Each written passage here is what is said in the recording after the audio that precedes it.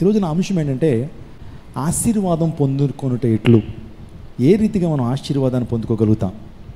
దేవుడు గతించిన కాలం అంతా మనల్ని కాచి కాపాడి మరొక నూతన మాసంలోకి దేవుడు ప్రవేశింపజేశారు. నవంబర్లోకి ఆల్రెడీ వచ్చేసాం. ఇంకొక నెల అయితే 2025 కూడా ముగించబడుతుంది. 26లోకి మనం ఎంటర్ అవుతాం. సంవత్సరాలు జరుగుతున్నప్పుడు దేవుడు తన కార్యాన్ని మన జీవితంలో నూతన పరచును గాక. ఆమేన్. సో దేవుని లేఖనాలను మనం విందాం. బైబిల్ గ్రంథంలో ఒక వ్యక్తి గురించి మనం ఎప్పుడు కూడా ధ్యానం చేస్తుంటాం. ఆ వ్యక్తి గురించి ఎన్ని ధ్యానాలు చేసినా తక్కువే అనిపిస్తుంది నాకు. ఆ వ్యక్తి అంతగా దీవించబడ్డాడు. ఆ వ్యక్తి తన సహోదరులందరికంటే ఘనం పొందినటువంటి వాడు, కుటుంబంలో దీవించబడ్డాడు. అన్ని రకాలుగా అన్ని రకమైన దీవెనలు ఆ వ్యక్తి పొందుకున్నాడు. దీవెన అంటే ఒక ఏరియాకి మాత్రం ప్రత్యేకంగా ఉండదండి, పరిమితంగా ఉండదు. దీవెన అనేది అన్ని ఏరియాలకు అది వ్యాపించబడి ఉంటుంది. అంటే నువ్వు ఆర్థికంగా మాత్రమే దీవించబడవు, సామాజికంగా దీవించబడతావు. సామాజికంగా ఆర్థికంగా మాత్రమే కాదు దీవించబడటం, నీవు ఆధ్యాత్మికంగా దీవించబడతావు. అన్ని రకాలుగా you will be prospered in every area that you are in. నువ్వు ఉండేటువంటి ప్రతి ప్రాంతంలో కూడా దేవుడిని దీవిస్తాడు. నీ బిడ్డలు దీవించబడతారు. నీ కుటుంబంలో ఆర్థికమైన పరిపుష్టిని చూస్తావు, ఆత్మీయంగా వర్ధిల్లుతుంటావు. తగిన కాలంలో దేవుడు నిన్ను హెచ్చిస్తాడు. అంత మాత్రమే కాకుండా ఆత్మీయంగా దీవించబడతావు, రక్షణతో అలంకరింప చేయబడతావు, పాపక్షమాపణ చేతను నింపబడతావు. ఆ తర్వాత రెండవ రాకడ యొక్క ఆ విధానంలో రెండవ రాకడలో ఎత్తబడేటువంటి గొప్ప ఆశీర్వాదాన్ని నువ్వు పొందుకుంటావు. పరిశుద్ధాత్మ చేత నింపబడేటువంటి కృపలోకి నువ్వు వస్తావు. పరిశుద్ధ గ్రంథంలో ఒబేదెదోము అనేటువంటి ఒక వ్యక్తి ఉన్నాడు. పేరు చెప్పండి ఒకసారి. ఒబేదెదోము. ఈ ఒబేదెదోము ఏ రీతిగా దీవించబడ్డాడో దేవుని లేఖనం మనం చూస్తుంటాం. ఒబేదెదోమట తన ఇంటి వారందరిలో కూడా గొప్పగా దీవించబడ్డాడట. తను ఎక్కడ అడుగు పెడుతున్నా అక్కడ దీవెనకు పాత్రుడిగా మారాడట. అతని జీవితం ఆశీర్వాదకరంగా ఉందని దేవుని లేఖనమే చెబుతుంది. సో అతను దీవెన పొందడానికి ప్రాముఖ్యమైన కారణం ఏంటి? What are the main reasons that he has been blessed by God? దేవుని ద్వారా దీవించబడ్డానికి సో అతడు ఏం చేశాడు? చూడండి, బైబిల్ గ్రంథంలో కొన్ని వాగ్దానాలు ఉన్నాయి. వాగ్దానాలు 1280 వాగ్దానాలు ఉన్నాయి. ఎన్ని ఉన్నాయి? How many promises are there in the word? 1280 వాగ్దానాలు ఉన్నాయి. ఈ వాగ్దానాలన్నీ కూడా ప్రభు ఎవరి కోసం చేశాడు? ఇశ్రాయేల్ కొరకా? మన కోసమే ప్రభు చేశాడు. ఈ వాగ్దానం నెరవేర్పులోకి మన జీవితాలు రావాలి అంటే మనం కొన్ని ప్రిన్సిపల్స్ కూడా ఫాలో అవ్వాలి. అర్థమవుతుందా మీకు? వాగ్దానాలు స్వతంత్రించుకోవాలనే ఆశ మీలో ఉన్నట్లయితే ఖచ్చితంగా దేవుడు కొన్ని సూచనలు ఇచ్చాడు, అవి మనం పాటించాలి. కొన్ని ప్రిన్సిపల్స్ ఉన్నాయి, వాటిని మనం పాటించాలి. అవి పాటించినప్పుడు ఖచ్చితంగా దేవుని ఆశీర్వాదాలు మెండుగా మన జీవితంలో మనం పొందుకుంటాం.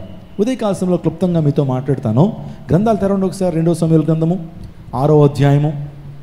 2వ సమూయేలు గ్రంథము 6వ అధ్యాయము 10 నుంచి 12 వచనాలు మనం చదువుకుందాం. యెహోవా మందసమును దావీదు పురములోనికి తన యొద్దకు తెప్పింపనొల్లక గిత్తీయుడగు ఒబేదెదోము ఇంటి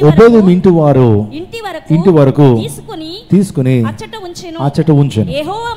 యెహోవా మందసము 3 నెలలు గిత్తీయుడగు ఒబేదెదోము ఇంటిలో ఉండగా యెహోవా ఒబేదెదోమును అతని ఇంటి వారినందరినీ ఆశీర్వదించెను. దేవుని మందసము ఉండుట వలన యెహోవా ఒబేదెదోము ఇంటి వారిని అతనికి కలిగిన దానంతటిని ఆశీర్వదించుచున్నాడన్న సంగతి దావీదుకు వినబడగా దావీదు పోయి దేవుని మందసమును ఒబేదెదోము ఇంటిలో నుండి దావీదుపురమునకు చాలండి, చాలు.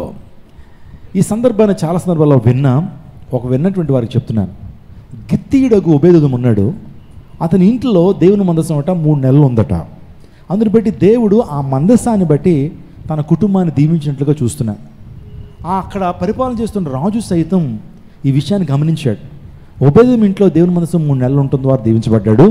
అందుని బట్టి నేనెందుకు నా ఇంటికి తెచ్చుకోకూడదని దావీదు ఆ మందసాన్ని బెత్లెహేం పురానికి తెచ్చుకున్నట్లుగా మనం చూస్తున్నాం.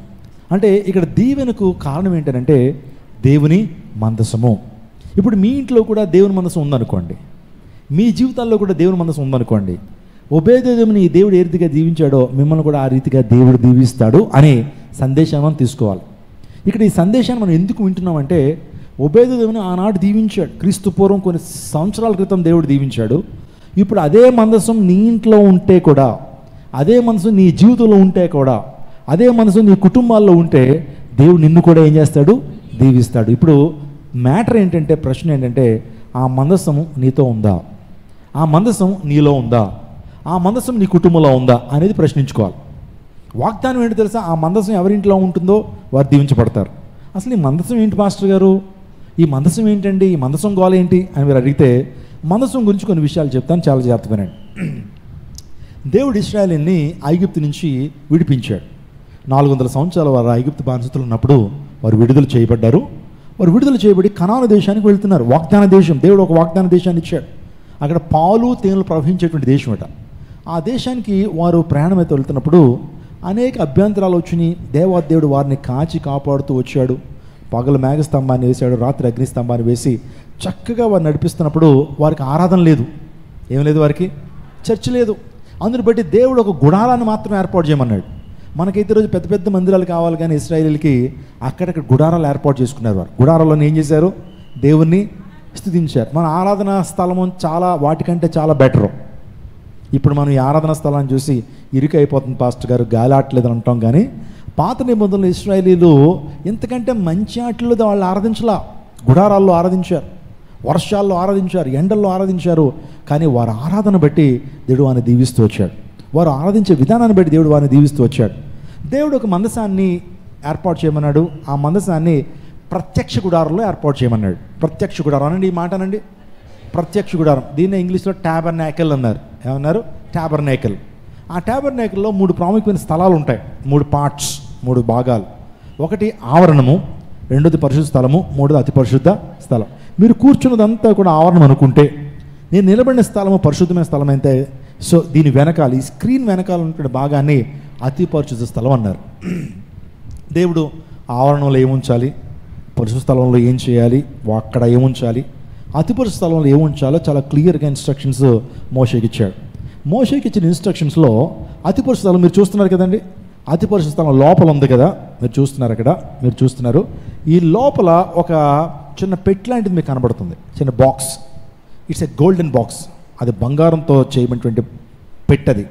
ఆ పెట్టెను ఆ అతి పరిశుద్ధ స్థలంలో దేవుడు ఉంచమని చెప్పాడు. ఏంటి ఈ పెట్టె అని ఆలోచన చేస్తే, ఈ పెట్టె పేరే దేవుని మందసము. ఈ పెట్టె పేరేంటి? దేవుని మందసం. ఈ మందసాన్ని దేంతో తయారు చేయమన్నాడు? తుమ్మకర్రతో తయారు చేయమన్నాడు. దేంతో? అకేషియా అనండి ఒకసారి, అకేషియా అనండి ఒకసారి. అకేషియా వుడ్ అంటే ఆ తుమ్మకర్రతో తయారు చేయమని, ఆ తుమ్మకర్ర మీద బంగారు రేకుని ఏం చేయమన్నాడు? పొదిగించమన్నాడు. కరెక్ట్గా దాన్ని ఏం చేయండి? చక్కగా ఫర్నిష్ చేయండి, ఆ బంగారు రేకు పొదిగించమని చెప్పాడు. మీరు చూస్తున్నారు కదా, ఇటుప్రక్క అటుప్రక్క ఏమున్నాయి? పోల్స్ ఉన్నాయి చూసారా? రింగులు, పోల్స్ ఉన్నాయి చూసారా? సో మందసాన్ని ఏ ఒక్కరు డైరెక్ట్గా పట్టుకోకూడదు. ఆ కర్రలు మాత్రమే పట్టుకోవాలి. వాటిని మోత కర్రలు అన్నారు, వాటిని రింగ్స్ అన్నారు. సో ఆ రింగ్స్లో కర్రలు పట్టుకుని మొయ్యాలి తప్పించి డైరెక్ట్గా వెళ్ళి పట్టుకోకూడదు. ఎందుకంటే ఆ మందసము పరిశుద్ధతకు సాదృశ్యం, దేవుని పరిశుద్ధతకు సాదృశ్యం. అంత మాత్రమే కాదు, ఆ మందసం యొక్క పొడవులు వెడల్పులు కూడా ప్రభు ఇచ్చాడు. ఆ పెట్టె యొక్క పొడవు వెడల్పులు ఎలా ఉండాలంటే 3 అడుగుల 75 అంగుళాల పొడవు ఉండాలి. దానికి ఏముండాలి? 3 అడుగుల 75 అంగుళాలు ఏముండాలి? పొడవు ఉండాలి. ఆ తర్వాత 2 అడుగుల 25 అడుగుల వెడల్పు, 2 అడుగుల 25 అంగుళాల ఏమంటే వెడల్పు ఉండాలి. అద 2.25 అడుగుల ఎత్తు. ఇలా ఈ డైమెన్షన్స్ ఎవరిచ్చారంటే ప్రభువే ఇచ్చారు మోషేకి. ఆ డైమెన్షన్స్ ప్రకారం, ఆ కొలతల ప్రకారము నిర్మించి దాని మీద బంగారు రేకు పొదిగాడు. సో ఇక్కడ చూడండి, తుమ్మకర్రతో తయారు చేయమన్నాడు. తుమ్మకర్ర చూడండి, తుమ్మకర్ర వాస్తవానికి ముళ్ళుతో ఉండేటువంటిది కదండి. సో చాలా కలపలు ఉన్నాయి. టేకు కలప ఉంది, వేగిస్ ఉంది, ఇంకా వేప ఉంటుంది, మామిడి ఉంటుంది. ఇలాంటి కలపలు ఉండగా దేవుడు మందసంలో ఆ తుమ్మకర్రను ఎందుకు ఉపయోగించమన్నాడంటే, ఆ తుమ్మకర్ర మన ప్రభు యేసుక్రీస్తు ప్రభు యొక్క మానవత్వానికి సాదృశ్యంగా ఉంది. హల్లెలూయా. యేసుక్రీస్తు ప్రభు యొక్క మానవత్వానికి సాదృశ్యం. ఒక విషయాన్ని మీరు గమనించాలి, ఈ మందసము మన ప్రభు యేసుక్రీస్తు ప్రభు వారికి సాదృశ్యంగా ఉంది. మందసం గురించి చాలా విషయాలు మనం నేర్చుకోవచ్చు. ప్రతి అంశం కూడా యేసుక్రీస్తు ప్రభు దైవత్వాన్ని చూపిస్తుంది. ఇక్కడ తుమ్మకర్రతో దేవుడు తయారు చేయమన్నాడు. ఆ తర్వాత తుమ్మకర్ర పైన బంగారు రేపు పొదగమన్నాడు. ఏంటి తుమ్మకర్ర దేనికి సాదృశ్యం అంటే, యేసుక్రీస్తు ప్రభు యొక్క మానవత్వానికి సాదృశ్యం, హ్యుమానిటీకి సాదృశ్యం. ఆ తర్వాత యేసుక్రీస్తు ప్రభు దైవత్వానికి సాదృశ్యంగా గోల్డ్ కనబడుతుంది. అసలు బంగారమాన్ని ఎప్పుడైతే మనం ఆలోచన చేస్తున్నప్పుడు అది యేసు ప్రభు యొక్క దైవత్వానికి సాదృశ్యంగా ఉంది. ప్రభు అయిన యేసుక్రీస్తు ప్రభు వారు ఆయన సంపూర్ణ మానవుడు, ఆయన సంపూర్ణ దేవుడు. ఆయనలో సంపూర్ణ దైవత్వం ఉంది, సంపూర్ణ మానవత్వం ఉంది. ఆయనలో డివినిటీ అండ్ హ్యుమానిటీ 100% ఉన్నటువంటి విలక్షణమైనటువంటి దేవుడు యేసుక్రీస్తు ప్రభు వారు.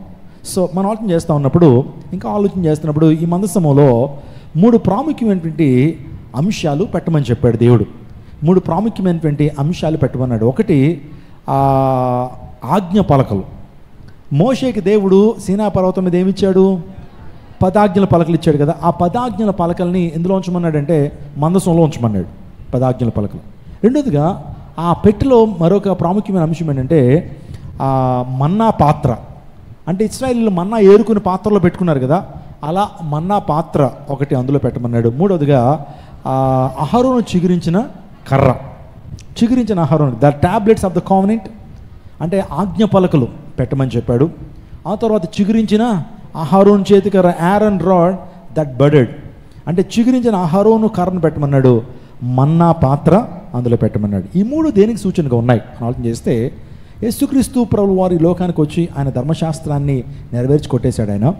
సో ధర్మశాస్త్రం దేనికి సాదృశ్యం ఉందా? దేవుని యొక్క లా, దేవుని యొక్క ధర్మశాస్త్రము. చూడండి, ఈరోజు మనందరికీ కూడా ఇండియన్ లా గురించి చదువుకుంటాం కదా, ఇండియన్ పీనల్ కోడ్, ఇండియన్ లా.